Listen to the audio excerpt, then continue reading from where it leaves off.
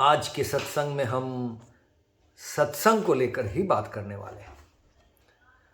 सत्संग में सत्संग की बातें कैसे मज़ेदार चीज़ हो गई देखिए। तो सत्संग की ज़रूरत क्या है? जब हम साधना कर रहे हैं, साधना पद्धति में सत्संग एक अहम भूमिका, एक बहुत ही इम्पोर्टेंट गुरुत्व वाला भूमिका ये अदा करती है।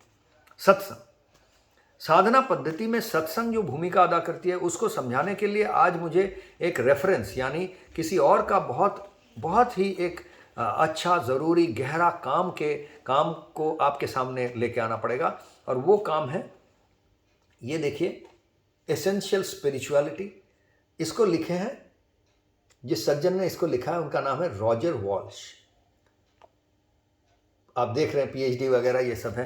तो ये रॉजर वॉल्श के संबंध में आप लोगों को कुछ बताता हूँ। इनसे काफ़ी साल पहले इनसे परिचित होने का बहुत ही सौभाग्य मुझे हुआ और इनके साथ मिलकर हम लोग काम किए थे। तो इनकी इतिहास ये है रॉजर वॉल्श की कि वो ऑस्ट्रेलिया में पले हैं और काफ़ी दिन तक ऑस्ट्रेलिया में थे। जहाँ पर थे वहाँ पर वो कहते हैं कि अपने बचपन में वो बहुत धर्म वर्म से बहुत दूर थे, धर्म की बातों से बहुत दूर रहते थे। वो बहुत प्रभावित थे, पढ़े लिखे थे और बहुत प्रभावित थे साइंस वगैरह से। तो बाद में जब वो साइंस के क्षेत्र में काफ़ी नाम किए, काफ़ी सारे क्षेत्र में वो पढ़ाई किए, उसके बाद वो अमेरिका में चले गए ऑस्ट्रेलिया से और आगे बढ़ने के लिए, वहाँ और रिसर्च के साथ वो युक्त हो गए। न्यूरोसाइंस, साइकियाट्री, फिजियोलॉजी वगैरह वगैरह ऐसे अलग अलग चीज़ों को लेकर उन्होंने पीएचडी वगैरह किए, बहुत पढ़ाई लिखाई किया। तो उनका एक और विशेषत्व ये है समझने वाली बात कि Guinness book of world record में उनका नाम है। किस चीज़ के लिए नाम है?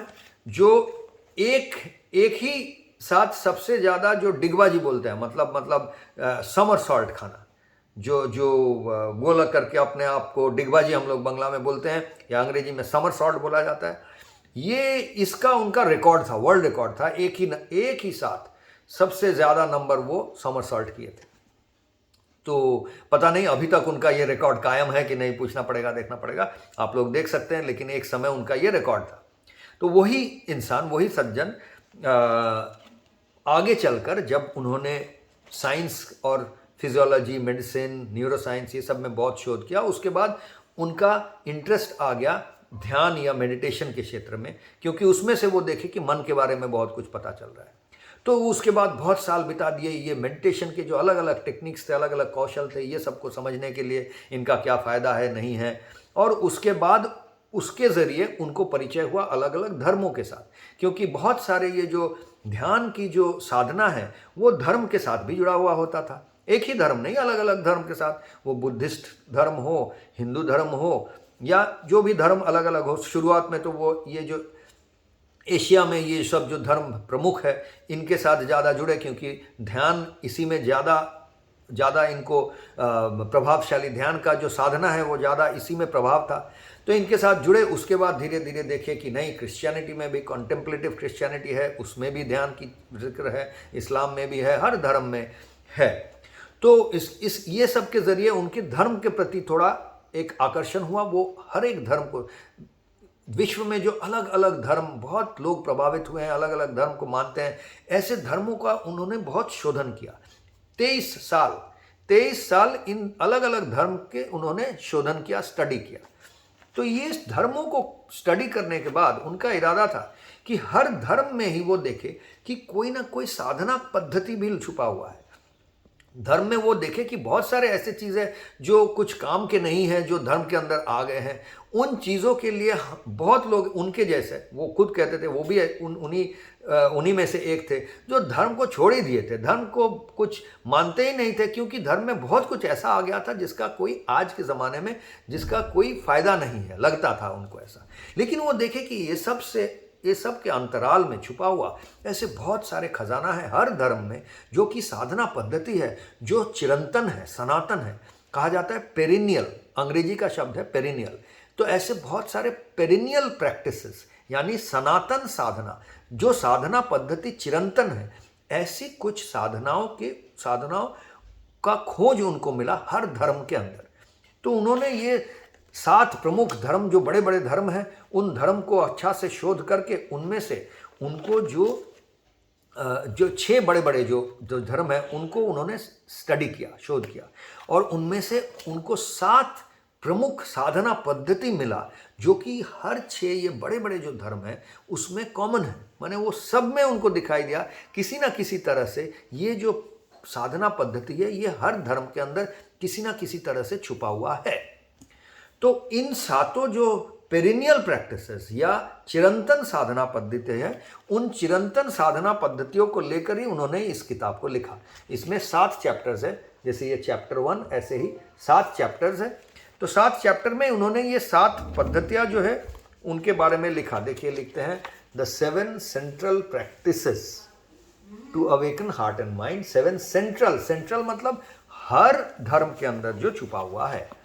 तो वो कौन से 7 है इसके बारे में हम बात करते रहेंगे। ऐसे तो आपको समझ में आ रहा है। ये ही नहीं, ऐसे बहुत सारे जो चिंतक हैं, ऋषि मुनि, आज के ज़माने के ऋषि मुनि में माने जाएंगे, ये प्रभावशाली सोचने वाले जो लोग हैं, उनके सबके सोच चिंतन को लेकर ही हमारा ये कर्मयोग फॉर 21st सेंचुरी और इसका फिट फॉर लाइफ प्रोग्राम को डिज़ाइन किया गया है।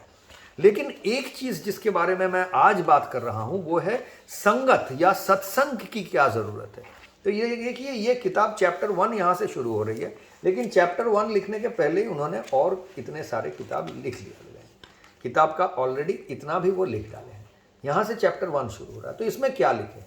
इसमें उन्होंने लिखा है कि इस किताब लिखने के पीछे उनका जो चिंतन है, जो उनका रिसर्च है, जो उतना उनका जो इतिहास है, वो सब के बारे में लिखे हैं। अपने बारे में, अपने जीवन के बारे में सारा कुछ आपको एक बैकग्राउंड दे रहे हैं कि कैसे करके वो इतना तक पहुँचे हैं। अब उसमें एक चैप्टर ये भी है इसके पहले कि इस किताब को आप कैसे व्यवहार करें, मतलब किस तरह से इस किताब को पढ़े, इसको अपना जीवन में लाए, तब आपको फ़ायदा कैसे होगा। तो वही प्रधानतः वही लिखा हुआ है इतने शुरुआत। अब शुरुआती जो पार्ट है, ये जो शुरुआती पार्ट है, इसका जो लास्ट पैराग्राफ है, मतलब ये पूरा का जो सार मर्म एक है, उसको मैं एक बार पढ़ के सुनाता हूँ। अंग्रेजी में ही सुनाऊंगा और थोड़ा थोड़ा हिंदी में बताते रहूँगा। देखिए लिखते हैं, ideally that discipline will be accomplished by a spiritual community, a group of like minded people similarly dedicated to transpersonal growth. यानी कि वो कह रहे हैं कि ये सारी जो चीज़ यहाँ पर वो लिख रहे हैं, ये सारी चीज़ फ़ायदा तब मिलेगा जबकि आप एक कम्युनिटी यानी एक ग्रुप, एक संघ के साथ जुड़ सकते हैं। एक संघ के साथ जुड़ने का मतलब होता है कि आप किसी और 2-4 लोग, ऐसे 2-4, 5, 6, 7, 11 जितने भी लोग आप जुड़ सकते हैं, ऐसे कुछ लोगों के साथ जुड़िए। और जुड़ के कैसे लोग होने चाहिए?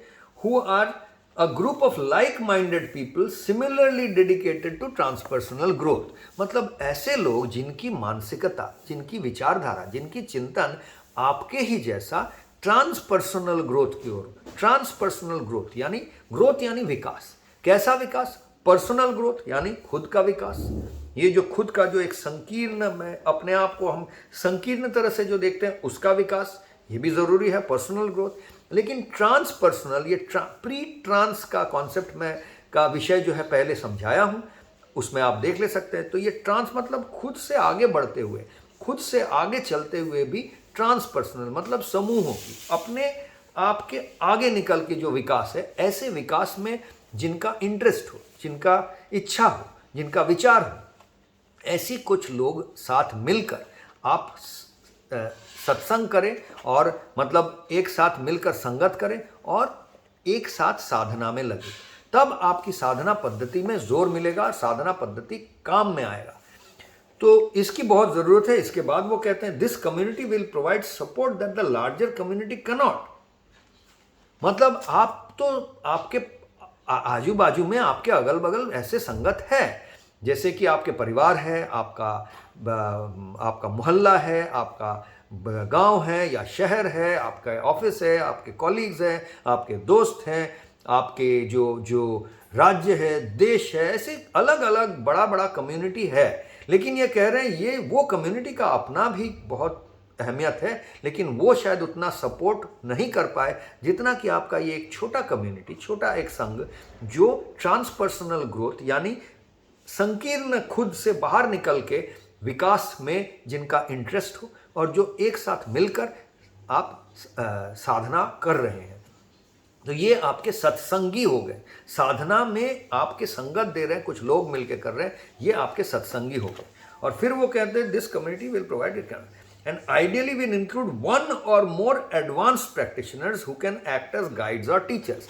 यानी इस संगत के अंदर आपकी जो सत्संगी जो आपके ग्रुप बनाए 2, 10, 11, 7 जितना कभी, बहुत बड़ा नहीं, छोटा ग्रुप होना अच्छा है। इस ग्रुप के अंदर 1 या 2 या एकाधिक ऐसे लोग रहें जो एडवांस प्रैक्टिशनर यानी कि जो सीनियर साधक है, काफ़ी दिन से जो वरिष्ठ साधक है, काफ़ी दिन से जिनका साधना कायम है।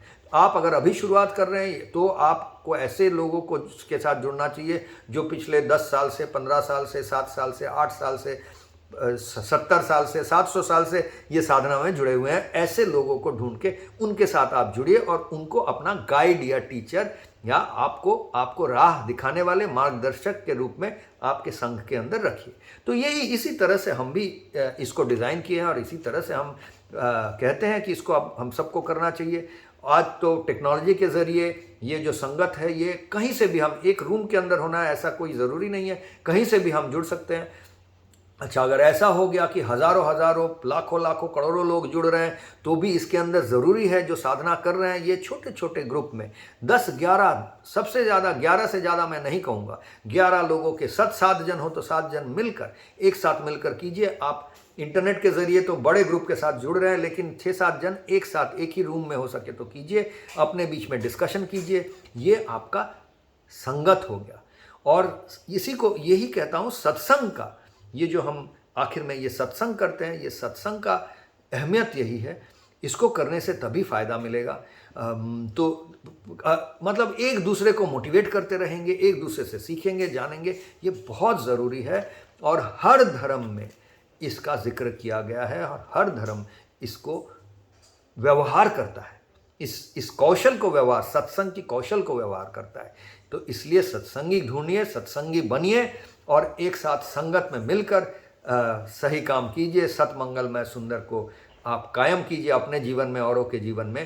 तभी हमारा कर्मयोग फॉर 21st सेंचुरी और फिट फॉर लाइफ प्रोग्राम सफल हो पाएगा। तो आज के लिए इतना ही। नमस्कार।